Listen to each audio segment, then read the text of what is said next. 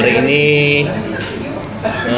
bisa bertemu dengan Mbak Mondan atau Bu Mondan. Ya, Bu Mondan dari Medan, ya. Dari Medan, kemudian tinggal di Jakarta. Beliau juga kita lepas masker nih, nggak apa-apa. Ibu pakai aja nggak apa-apa. Karena ini di Jakarta ya. Ini adalah grup Pelita, ya penulis buku. Nah, ini Bu Mondan sudah keluar buku, ada berapa Bu Mondan? Buku solo. Sekarang mau buku solo kedua. Buku solo. kedua. Ini buku pertama. Kalau antologinya udah banyak. Ya, berarti udah berapa buku udah keluar? Buku solo baru ini, tapi lagi proses buku kedua. Ini namanya metode pembelajaran berbasis sentra ya pada anak. Buat anak TK ya? Ini metode dari ibu sendiri atau memang metode dari lain di kolaborasikan? Oh, ini kolaborasi. Metode sentra ini sudah ada sebenarnya. Ya. Tapi ini kita buat supaya ada panduan buat guru-gurunya. Oh, ya. Ya, kalau Pak Johan nanti punya TK di Aceh, Ya. bagus nih. Nah, gini Bu Mondan. Kita hari ini berbicara karena Bu Mondan guru, saya guru. Kita berbincang-bincang hari ini, berhubung kita ada kesempatan, kita berbincang-bincang tentang guru. Nah, karena kalau berbicara guru adalah hal yang penting di negeri ini. Betul. Ya kan? Mungkin tanpa guru di negeri ini tidak akan bisa cerah. Ya kan? Dimana ada ungkapan ilmu itu adalah lampu bagi kita. Betul. Nah, kan? Ini kalau menurut agama Mbak Dudun, kalau ungkapan ilmu bagaimana? Oh, kalau di sayanya? Ya. Oke. Jadi ilmu itu ilmu itu yang kita miliki itu harus kita bagikan, ya, supaya menjadi bekas, supaya meluas dan berkembang. Kalau ilmu itu nggak boleh dipendam sendiri. Ya, sebagai guru kita harus punya rasa tanggung jawab dan moral untuk mencerdaskan anak bangsa yang dititipkan di kita. Itu kan titipan Tuhan. Anak murid-murid ini kan dititipkan buat kita, yang harus kita berikan stimulasi supaya mereka berkembang optimal, karena mereka menjadi generasi penerus kita di kemudian hari. Oke, ini adalah bentuk namanya Bhinneka Tunggal Ika. Ya. Kebersamaannya. Ibu Mondang itu guru. Ya. Saya adalah guru. Bu Mondang guru di Jakarta. Ya kan? Jakarta. Mondang awalnya memang ini Pak. Saya aslinya memang Medan. Saya aslinya Medan. Sekolah dan besar di Surabaya. Setelah sekarang meniti karir di kota Jakarta. Luar biasa ya. Jadi banyak kan orang-orang Medan, orang-orang Batak di sini ya. Oh, banyak. Jadi orang Batak di sini. Dengan berbagai macam profesinya. Bu Mondan memeluk agama apa? Saya Kristen Pak. Kristen apa? Protestan. Kristen Protestan. Bu Mondan Kristen, saya Islam. Ya. Ya, tapi kan? Mari kita buat perbedaan ini menjadi satu ikatan, menjadi suatu tali kekeluargaan. Berbeda itu indah. Ibarat pelangi, warna-warni tapi ada harmonisasi. Jadi perbedaan agama itu hal milik pribadi masing-masing. Betul, itu hak dengan Tuhan. Betul. Ya kan, tapi untuk membangun negeri ini adalah tidak ada perbedaan. Betul. Sama-sama, Mari ya. saling bekerja sama. Apalagi kan kalau Medan itu adalah Sumatera itu satu dengan Aceh. Iya betul. Kan? Ini ceritanya nih orang Sumatera sama-sama ketemu di Jakarta ya. Luar biasa nih. Biasa. Dan Bu Mondan ini udah jadi guru dan udah jadi penulis nih. Udah ada jadi penulis, udah keren nih penulisnya, udah beberapa udah ada sih. beberapa Buku. udah ada beberapa judul nih ya. Nah, dan buku ini juga bisa diterapkan karena ini adalah model pembelajaran, metode. Nah, ini Bu Mondan.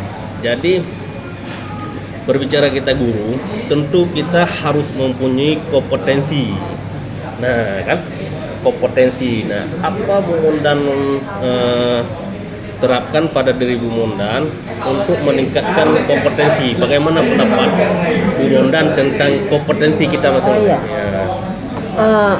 Bicara dengan guru Ya. harus selalu siap ya untuk Ya.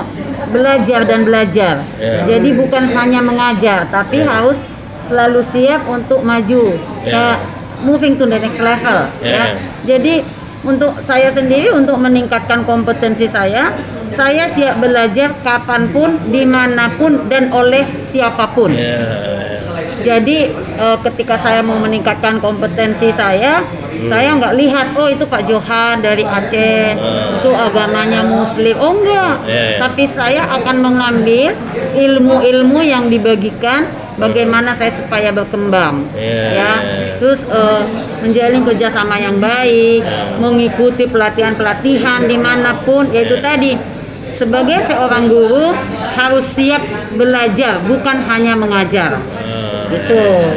Ya. Jadi untuk meningkatkan kompetensi ini butuh literasi yang dewasa ya. Ya. Jangan memilah literasi ini, jangan ini malas. Jangan ada pengkotak-kotakan.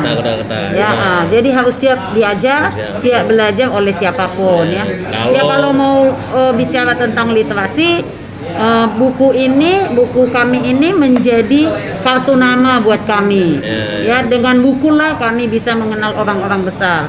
Dengan bukulah kami bertemu dengan orang-orang yang sudah sukses. Ya, jadi itu menjadi jendela ya buat kita. Dengan buku kita bisa menjelajah. Contohnya hari ini Bu Mondang ketemu dengan Pak Johan, gak nyangka. Benar. Saya syukur alhamdulillah Pak Johan mau bertemu saya dari yang jauh. Next saya yang ke Medan berarti ketemu Pak Johan ya. Luar biasa ya. Jadi kalau dalam ungkapan peribahasa dari agama kami, tuntutlah ilmu sampai ke negeri Cina. Ya. Jadi Iqra, membaca. Ya. Jadi ayat yang pertama turun adalah Iqra. Iqra itu adalah membaca. Berarti disuruh membaca literasi. Ya. Kalau menurut pandangan Ibu Mondan bagaimana? Iya. Jadi kalau bahasa Batak itu ya ada kan ungkapan. Ya, jadi gini. Di saya itu ada sebuah doktrin lah, sebuah doktrin yang menyatakan pergilah belajar kepada siapapun, ya. Jadi maksudnya belajar bukan hanya dari orang ini sahabat saya, orang ini teman saya. Belajar bukan hanya seperti itu.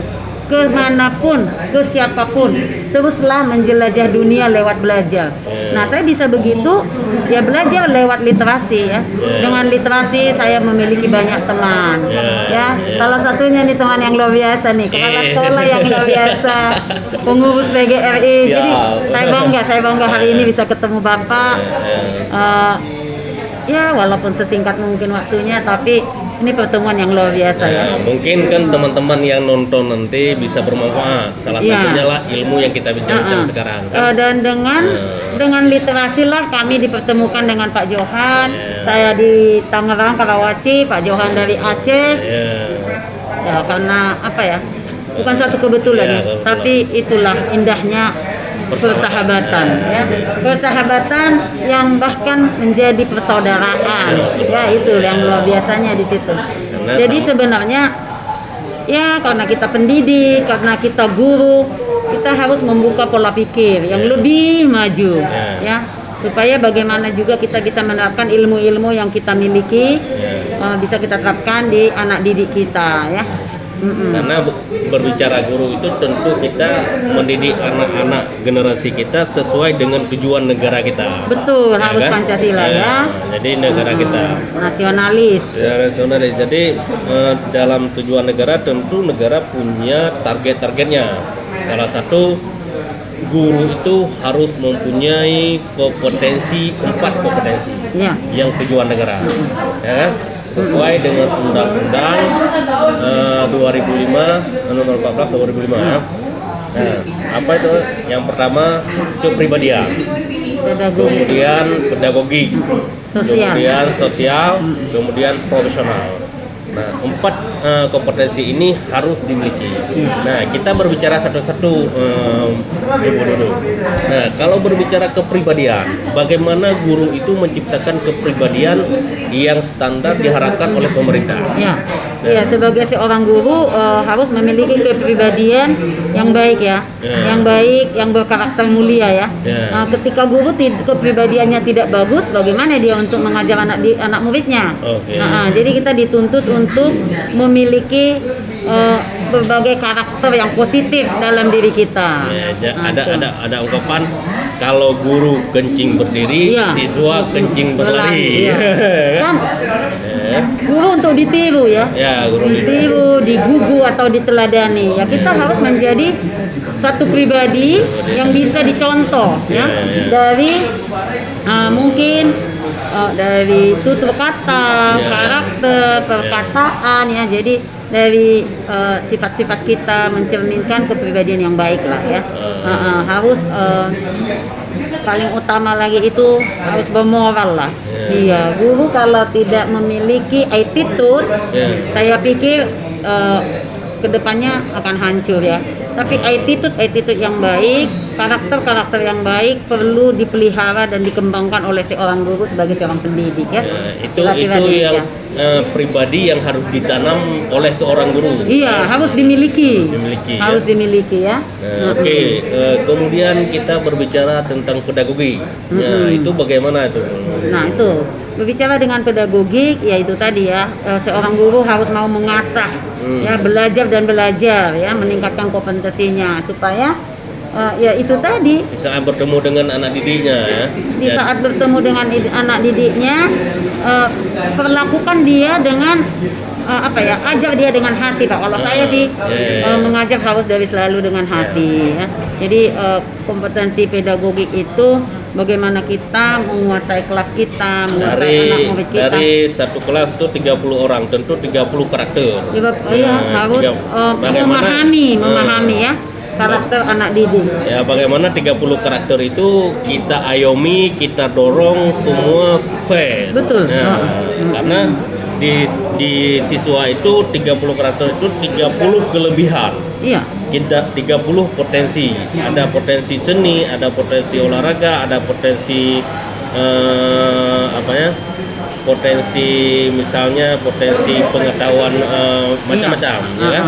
Jadi bagaimana potensi yang dimiliki oleh seanak itu jangan rusak. Iya. Jangan membunuh. Jangan membunuh ya. Jangan membunuh. Harus mengembangkan. Dan tidak memilah-milih murid ya. Dan tidak memilih nanti bahwa dia anak orang kaya, anak artis, ini yang bisa, ini yang nggak bisa gitu. Jangan-jangan anak artis ini dekat-dekat. Jadi kita harus berlaku adil lah, ya, adil sama anak murid.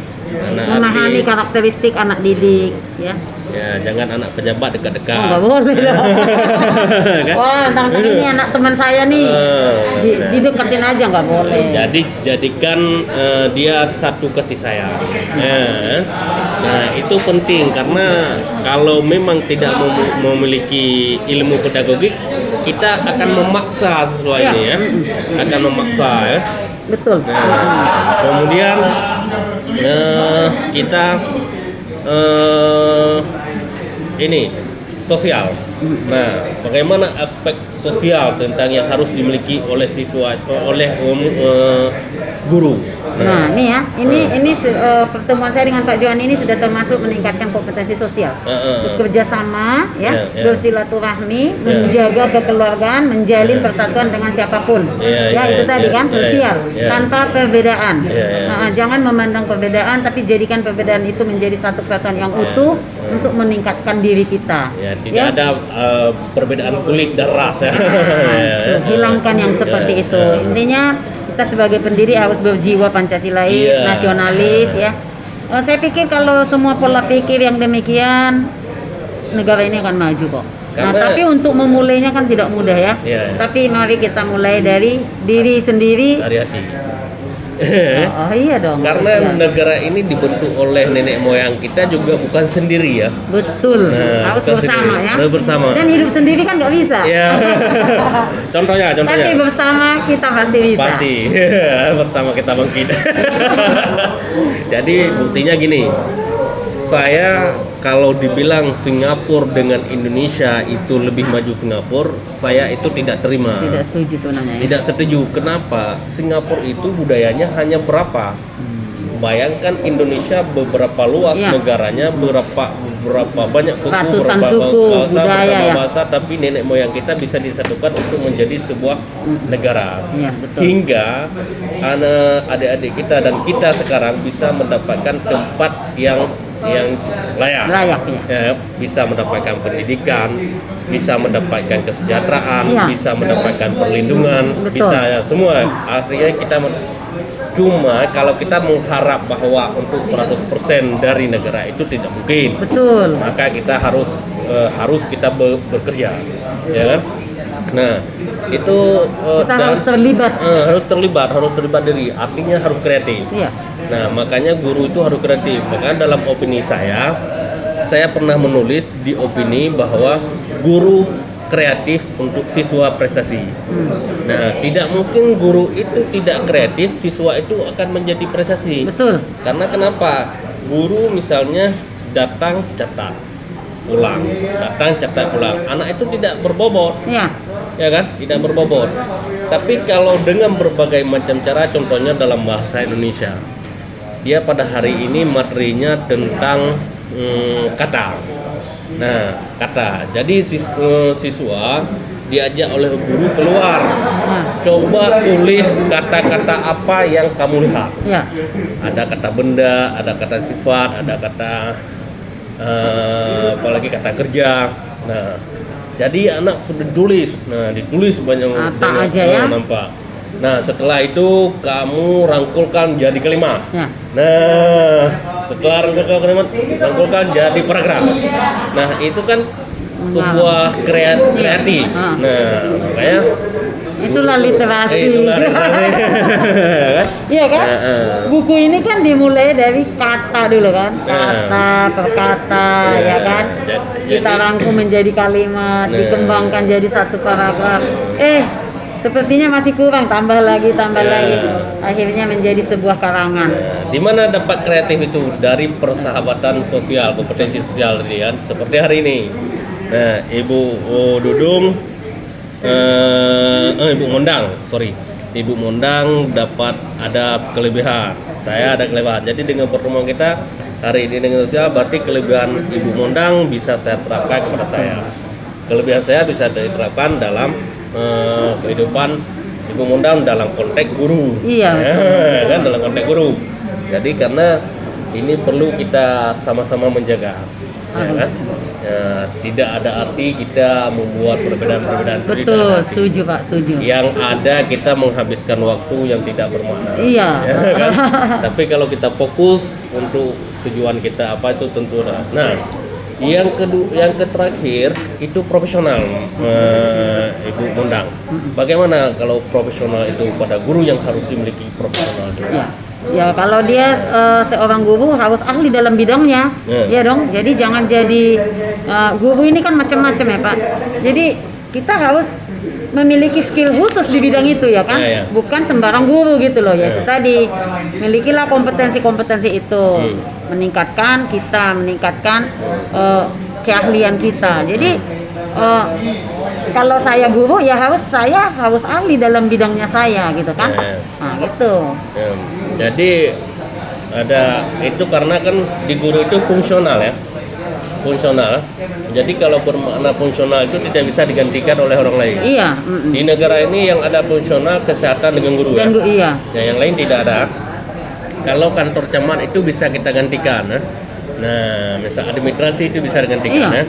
Tapi kalau guru dengan dokter itu tidak bisa digantikan. Contoh. Sekarang kan dengan kemajuan ilmu teknologi Pak, semua sebenarnya bisa tergantikan kecuali guru dan dokter ya kan.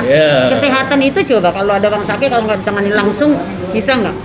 Pandemi telah membuat dunia pendidikan berubah ya. Berubah. yang tadinya kita harus tatap muka, yang tadinya kita stimulasi langsung sama anak didik kita, tapi dengan pandemi semua terbatasi. Akhirnya dengan kemajuan teknologi adalah Zoom, ya kan, ada Google Meet, tapi tetap kehadiran guru tidak bisa digantikan oleh teknologi, ya kan? Nah itu tadi, karena guru itu adalah teladan. Jadi bagaimana kita menerapkan karakter, ya harus lewat gurunya kan. Nah, karena teknologi itu tidak bisa mendidik moralnya. Iya itu tadi, Ya, kan? karakter itu kan tidak sampai Pak. Ada yang hilang sih Pak selama pelajaran apa ini ya, Apa online itu? ini ya. Apa Ya itu? pendidikan karakter yang sesungguhnya kan tidak bisa langsung kita terapkan, ya kan? Misalnya tata tertib, toleransi. Kalau nge-zoom begini kan kita tidak tahu, banyak anak-anak yang off cam, mematikan kameranya di rumah. Nah, dia tidak bersikap duduk yang rapi, mendengarkan guru menjelaskan. Itu kan sebenarnya karakter yang harus kita bina. Jadi kehadiran anak didik di sekolah itu sebenarnya sangat berguna ketika dia bertatap muka langsung dengan gurunya ya. Tapi karena keadaan ya apa boleh buat. Maka mungkin pandemi ini adalah menjadi pelajaran bagi kita. Iya. Dan menjadi literasi juga ya. Dan pastinya menjadi literasi Pak. Dengan adanya pandemi banyaklah guru-guru belajar lewat teknologi kan, kita mengadakan seminar-seminar ya kan. Ya luar biasa ya. Baiklah, Bu Mondang, ini kan perbincangan kita sepertinya sudah lengkap nih. Kalau teman-teman yang lihat tentang teman-teman guru ini mungkin bisa jadi pedoman juga bahwa tutulah ilmu dari ayunan sampai dengan lahat. Betul, iya. Kan Utlubul ilmi minal mahdi ilaladi. Iya, Ilmu sebagai dari seorang guru jangan pernah berhenti untuk belajar. Ya, jangan pernah berhenti untuk belajar dari siapapun, dimanapun dan kapanpun. Ya, ya memang kita harus bangga ya Pak. Jadi menjadi guru itu adalah panggilan hati dan jiwa. Ya, kalau saya punya moto Pak di sekolah itu karena saya punya penitipan anak. Jadi di sekolah saya Pak Jo banyak anak yang dititip dari bayi gitu kan sampai usia 7 tahun lah. Mereka diantarkan jam 6 pagi, dijemput nanti jam 5 atau sampai jam 7 malam gitu ya. Nah, satu hal yang selalu saya terapkan adalah melayani dari hati dan penuh hati-hati. Kalau bukan dari hati untuk mengurus anak-anak itu, mungkin kita tidak sanggup. Dan penuh hati-hati. Harus hati-hati. Jangan anak itu menganggap lawan. Iya, itu harus jadikan seperti anak sendiri, jadikan seperti saudara sendiri. Karena apa? Itu semua hanyalah titipan yang harus kita pertanggungjawabkan ya. Jadi melayani dari hati dan penuh hati-hati. Luar biasa undangan. Semoga teman-teman menjadi manfaat perbincangan kami. Dimanapun Anda berada, mungkin kita membangun Indonesia juga dengan hati. Ya. Memang harus dari hati. Ya, membangun Indonesia juga dengan hati. Apapun yang kita lah pakai hati. Ya, betul, pakai hati ya. Pakai hati. Teman-teman yang di Aceh, nih saya titip buku ini buat Pak Johan. Oh ya. Nanti boleh dikasih ke guru TK atau buat apa ya, kenang-kenangan ya Pak Jo ya. Siap. Ini buku solo saya, mohon doanya, lagi proses buku yang kedua. Ini cetakan kedua Pak, udah habis. Cetakan pertamanya 100 itu sudah terkirim ke seluruh Indonesia.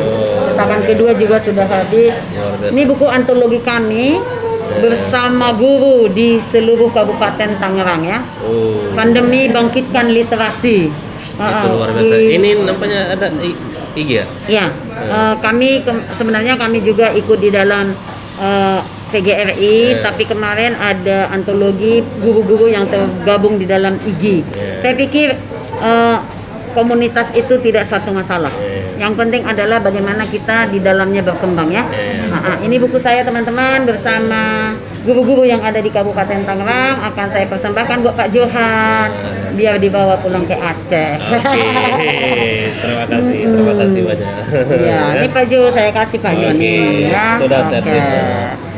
Salam literasi. Salam literasi, salam dari Mondang Tiara Peritas di Karawaci Tangerang.